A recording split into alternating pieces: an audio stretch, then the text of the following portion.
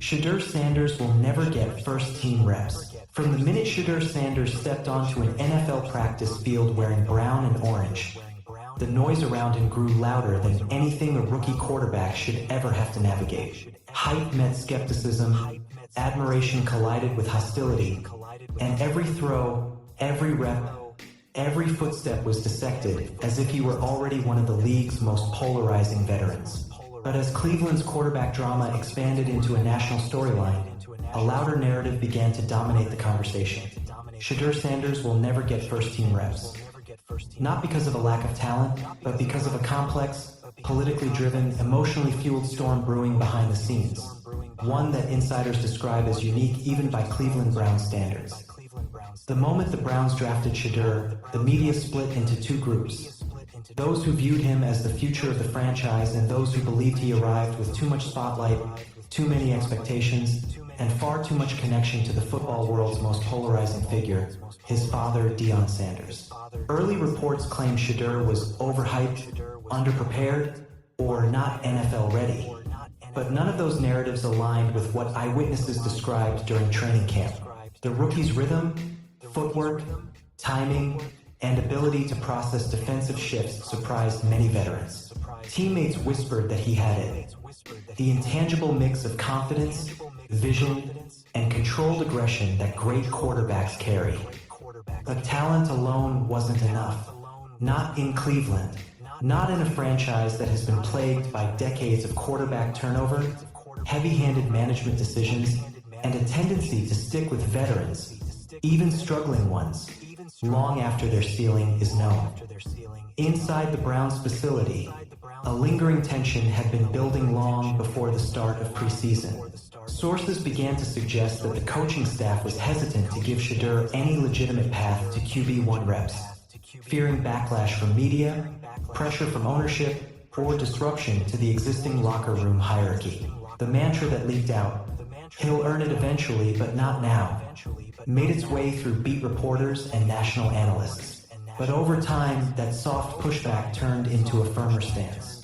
By week 2 of the preseason cycle, internal whispers had crystallized into something more definitive. SHEDEUR wasn't just being limited, he was being boxed out. Players noticed, staff noticed, and the media definitely noticed. The controversy exploded when a series of photos leaked showing SHEDEUR working exclusively with second-team receivers during red zone drills, despite outperforming the veterans in multiple practice periods. On one hand, reporters praised his poise. On the other, a flood of negative narratives emerged claiming the Browns were protecting the rookie, shielding him from pressure, or managing expectations. But behind closed doors, the real explanation appeared much messier. Cleveland wasn't just applying patience. They were enforcing a rigid structure designed to keep SHEDEUR in a developmental box, no matter how quickly he progressed. The team sports psychology department reportedly urged the staff to control the environment due to the outsized media attention surrounding him. Team insiders admitted, off the record, that the franchise wasn't ready for what SHEDEUR represented. Attention, scrutiny, and the possibility of another quarterback controversy erupting before the season even began. And that fear, more than anything, became the engine of the new narrative. SHEDEUR Sanders will never get first-team reps. Not this season. Not next season. Possibly not ever, unless something major changes in Cleveland's leadership dynamic. It wasn't just internal politics. League commentators began fanning the flames with increasingly aggressive takes. YouTube sports channels accused the Browns of sabotaging their rookie quarterback. Some labeled it organizational cowardice. Others described it as mismanagement at the highest level. A few went as far as saying Cleveland was afraid to let SHEDEUR succeed because it would expose flaws in how they handled previous quarterbacks. Then came the national media response. ESPN analysts questioned the logic behind withholding first-team reps from a quarterback whose skill set was designed for the modern NFL. Quick reads, fast timing, mobile but controlled movement, and elite accuracy on intermediate routes. A handful of former NFL QBs publicly stated that the Browns' approach was unusual, restrictive, or even counterproductive.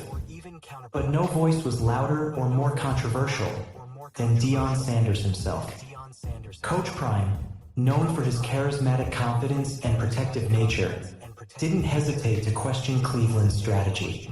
While he never called them out directly, his interviews were filled with hints. Let the kid compete. Reps matter. Opportunities create stars.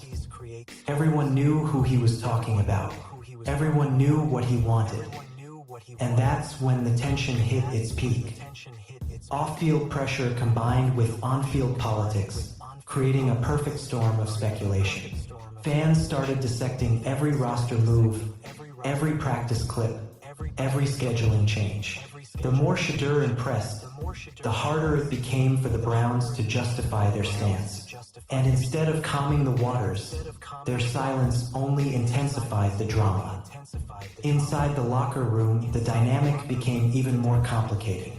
Veterans respected SHEDEUR's work ethic, but worried about the circus surrounding him. Younger players gravitated toward him naturally.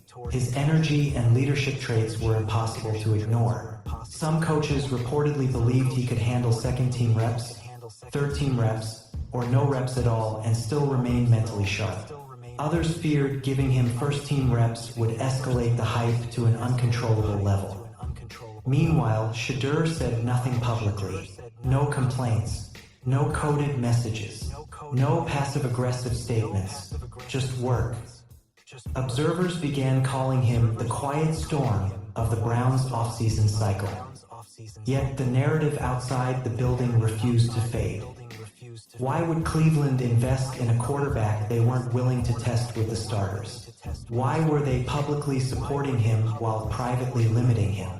Why did reports from practices not match the reality seen in videos and eyewitness accounts? The answer circles back to a larger concern, one that ESPN insiders highlighted repeatedly. The Browns didn't want a quarterback battle. They didn't want media chaos. They didn't want Deion Sanders dominating their news cycle. They didn't want pressure from fans demanding a new QB1. And the fastest way to avoid all of that was simple. Never give SHEDEUR first-team reps, because the second you do, the war begins. A single rep with the starters becomes a headline. A single completion becomes a documentary. A single mistake becomes a national debate. A single touchdown becomes a movement. The Browns weren't avoiding SHEDEUR.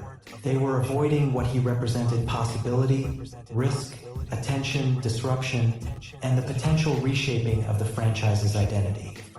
But there is a problem with that approach. Suppressing talent never works forever. As the season draws closer, the pressure mounts. Every preseason game becomes a referendum. Every throw becomes a discussion point. Every rep, first team or not, becomes an argument in the ongoing narrative battle.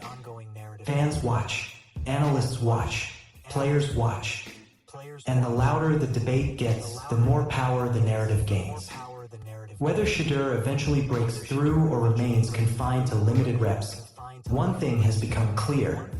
The Browns have entered one of the most unpredictable quarterback sagas of the decade.